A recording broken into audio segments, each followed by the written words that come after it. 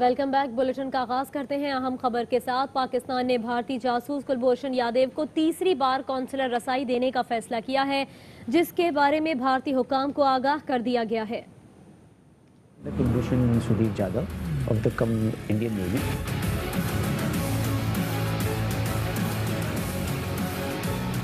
पाकिस्तान की आलमी अदालत इंसाफ के फैसले की पासदारी करते हुए भारतीय जासूस कुलभूषण यादव को एक बार फिर कौंसलर रसाई देने का फैसला।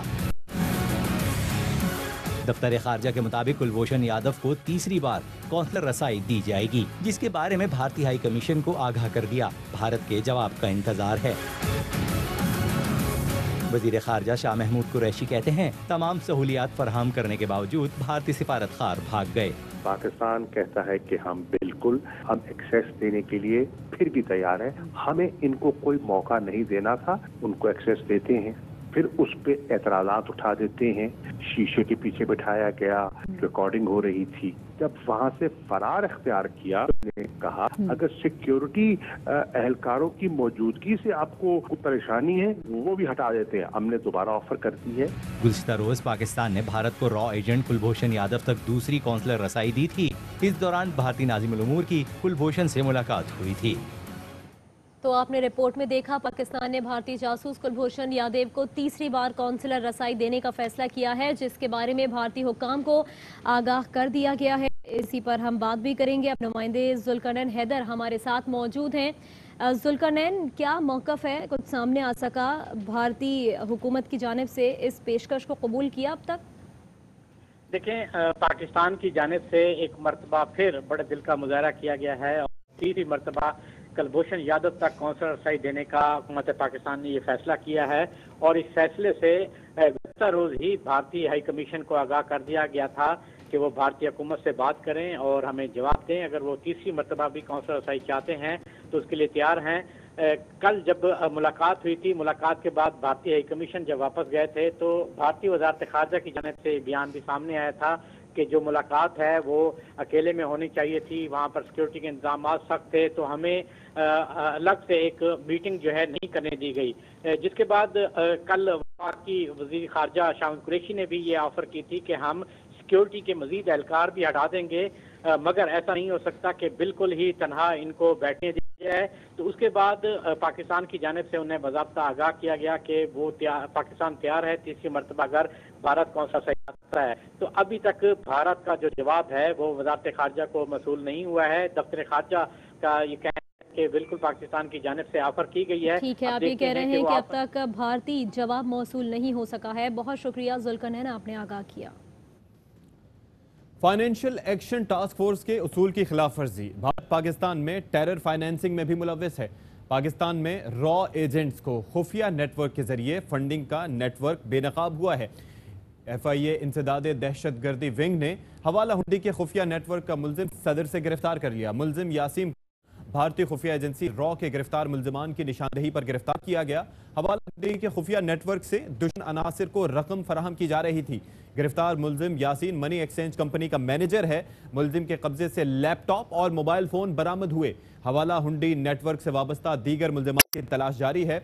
FIA ने तमाम एयरपोर्ट पर मुलजमान की तफसीलात फराहम कर दी हैं। वज़ीर आज़म इमरान खान ने ट्वीट किया है, जिसमें उन्होंने लिखा कि भारत के मुकाबले में पाकिस्तान में कोरोना के मरीजों और अमवात में कमी आई। पाकिस्तान उन खुशकिस्मत ममालिक में शामिल है जहां कोरोना केसेस में कमी आई। ये स्मार्ट लॉकडाउन और SOPs पर अमल दरामद के बाइस मुमकिन हुआ। अवाम ईद सादगी से मनाएं और SOPs पर अमल दरामद को यकीनी बनाएं। वज़ीर आज़म इमरान खान ने ट्वीट में लिखा कि ईद उल फितर पर की गई गलती को दोहराया गया तो अस्पताल भर जाएंगे। हुकूमती हिदायत पर अमल दरामद को हर सूरत यकीनी बनाया जाए। कौमी एयरलाइन PIA में इस्लाहात से मुताल्लिक उमूर पर अहम इजलास तलब कर लिया गया। वज़ीर आज़म इमरान खान के ज़ेर सदारत इजलास कुछ ही देर में होगा। कौमी एयरलाइन में इस्लाहात और सिविल एविएशन के उमूर पर ब्रीफिंग दी जाएगी। वज़ीर आज़म को मशकूक डिग्री वाले पायलट्स के मामले पर पेशरफ्त से आगाह किया जाएगा। और अब बात एक और अहम मामले की। मंजूर पापड़ फरोश के नाम शहबाज शरीफ फैमिली को रकूम की मुंतकली की तफसीलात सामने आ गई। मंजूर पापड़ फरोश के नाम से 1,60,86,000 $35 मुंतकिल हुए। नैब दस्तावेज के मुताबिक मंसूर पापड़ वाले के नाम से 12 ट्रांजैक्शंस 2007 और 8 में हुई। ट्रांजैक्शन सलमान शहबाज, हमजा शहबाज और राबिया इमरान के अकाउंट में हुई।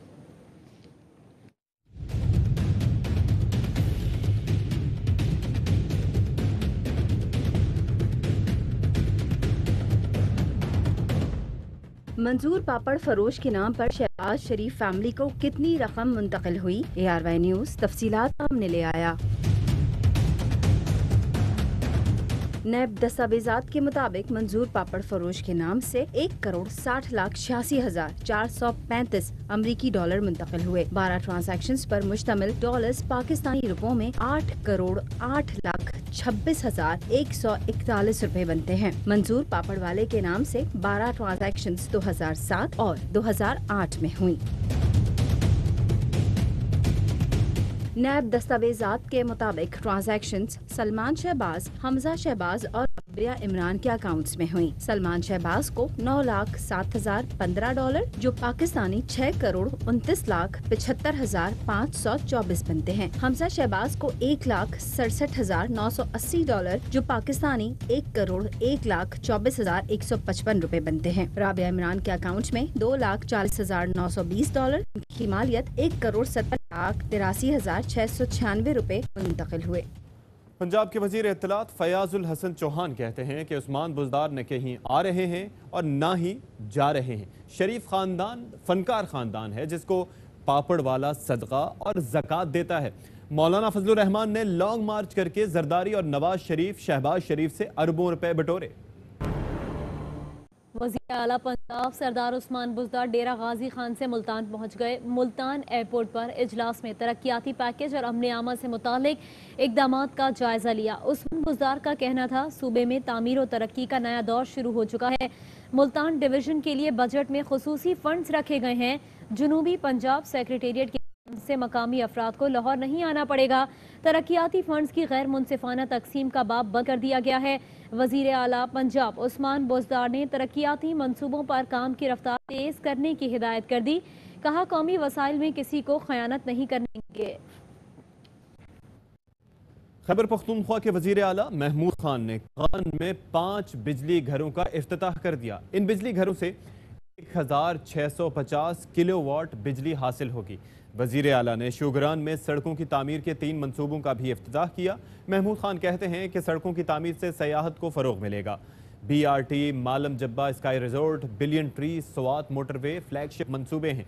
सूबाई हुकूमत के तमाम मंसूबे करप्शन से पाक हैं। हम मुतालिका तहक़ीक़ाती इदारों को मंसूबों की तहक़ीक़ात की दावत देते हैं।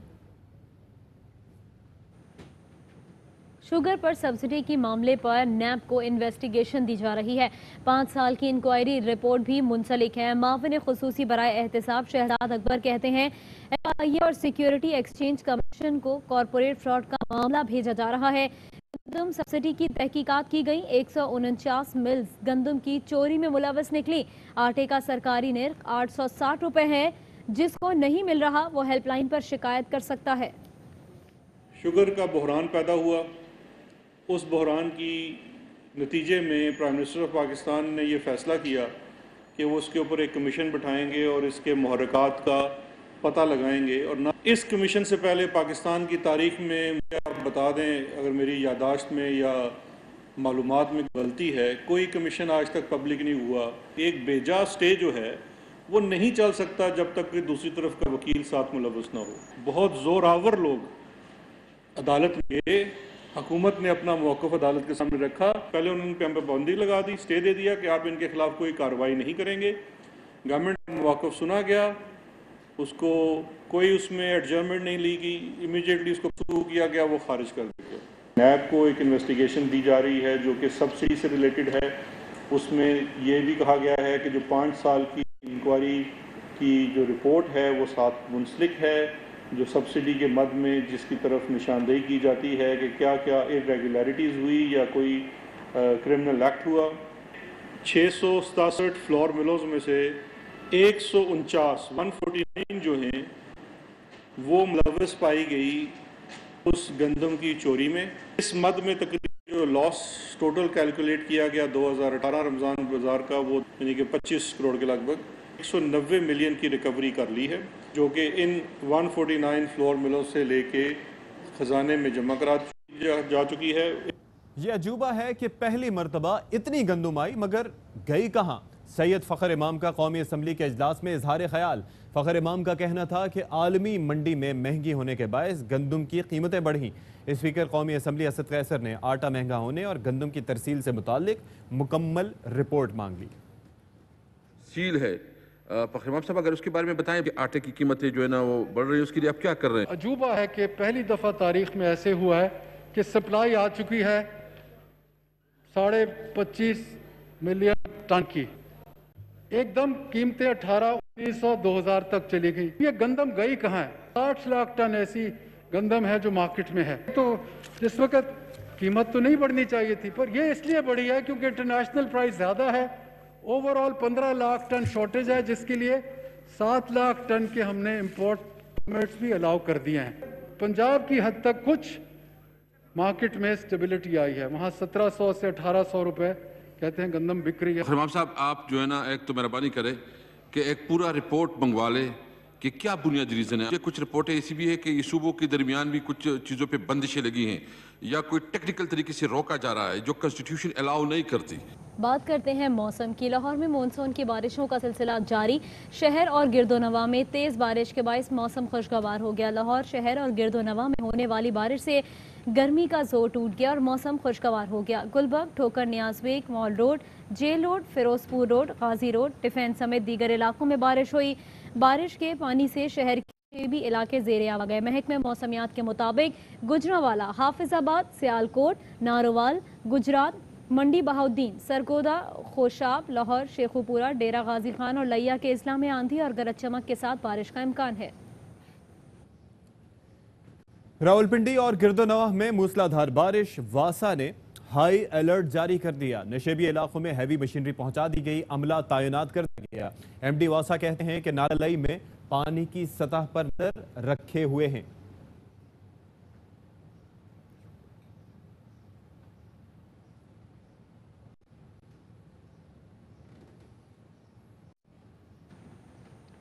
और कराची में आज गर्म तरीन दिन है और लोग ऐसे में काफ़ी गर्मी का सामना कर रहे हैं। कराची में गर्म तरीन दिन है। 48 साल जो रिकॉर्ड है वो टूट गया है। 38 साल रिकॉर्ड टूट गया है। शहर कायद में जो पारा है वो बढ़ता जा रहा है और ऐसे में कराची में 38 साल ये रिकॉर्ड है जो कि टूटा है। आपको बताएं कि 1982 में आखिरी बार इतनी ज़्यादा गर्मी पड़ी थी। ऐसे में लोगों को लोड शेडिंग का भी सामना है। कराची में जुलाई के दौरान गर्मी का 38 साल ये रिकॉर्ड टूटा है। कराची में पारा 41 डिग्री सेंटीग्रेड तक जा पहुंचा है। चीफ मेट्रोलॉजिस्ट के मुताबिक कराची में 1982 जुलाई में इस शिद्दत की गर्मी महसूस की गई थी। सीईओ के इलेक्ट्रिक मोनिस सल्वी का कहना है कि 8 से 10 रोज में डिमांड गिरने से लोड शेडिंग मामूल हो जाएगी। लोड बढ़ने और सप्लाई लाइन लिमिटेड होने से लोड शेडिंग हो रही है। अगले साल बिजली का कोई शॉर्टफॉल नहीं होगा। इनकी बुनियादी वजह इस वक्त जो है वो यही है कि क्योंकि लोड जो है वो 1 मेगावाट से ज़्यादा हो गया है और जो सप्लाई लाइन है वो हमारी लिमिटेड है। 8 से 10 दिन के अंदर, हो सकता है इससे भी पहले, डिमांड जो है वो गिर जाएगी और उसके बाद डिमांड कराची की जो है ना वो नॉर्मल सतह पर आ जाती है, कोई 3,000 से 3200 के दर। और जब ये डिमांड हमारी इंशाल्लाह आ जाएगी तो उसके बाद लोड शेडिंग बिल्कुल मामूल पर आ जाएगी। एक ये इस साल की बात है कि इंशाल्लाह ये अगले कुछ दिन के अंदर ये नॉर्मल हो जाएगी। जिन इलाकों में लोड शेडिंग नहीं होती थी वहाँ ख़त्म हो जाएगी। इस साल में तकरीबन एक तो इंशाल्लाह हम पावर जनरेशन ऐड कर रहे हैं और जो फेडरल गवर्नमेंट से ले रहे हैं, उसके बाद इंशाल्लाह अगले साल हमें कोई शॉर्टफॉल नहीं होगा इंशाल्लाह ताला। तो एक ब्रेक के बाद हाजिर होंगे।